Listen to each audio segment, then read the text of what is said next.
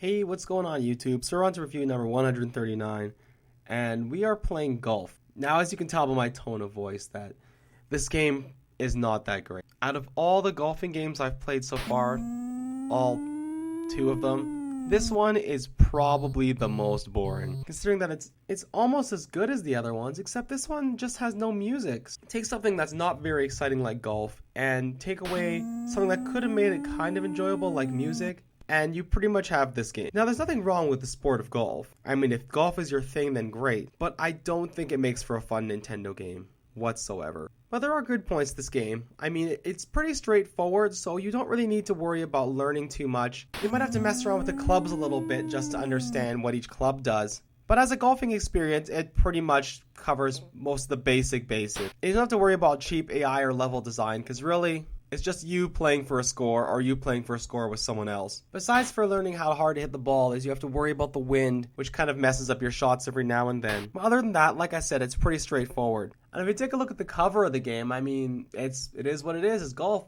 If you like golfing and you saw this, you'd probably want to pick it up. That being said, though, with the other golf games I showed earlier, I feel like you might be more inclined to pick those ones up because of the place recognition or the name recognition. Let's take a look at the back of the box and see what it has to say. Golf. From tee to green, you've never played a golf like this. Nintendo's Golf lets you choose your clubs, change your stance, control your swings, even select the angle of impact. You'll view the hole from both up close and from far away, judge the changing conditions of the green, and measure the wind velocity. But watch out.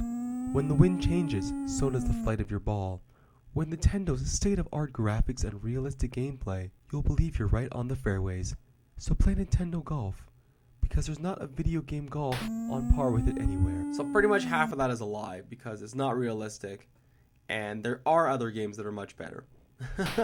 Maybe there wasn't at the time, because this came out like with the Nintendo, or around the same time as Nintendo originally came out. But a year or two later, the other games came out and were just better. So I think, as a kid, I would not have enjoyed this one too much. I mean, it might have been okay, but I had Mario Golf growing up on Game Boy, and I think back, and it was probably my least favorite game to play. And playing it now as an adult, I can see even more how this game is just not that enjoyable. So overall, I'm giving Golf a 5.5 out of 10, and putting this one in the ditch pile. But anyway, guys, thanks a lot for watching this review, and I will see you all later. Bye.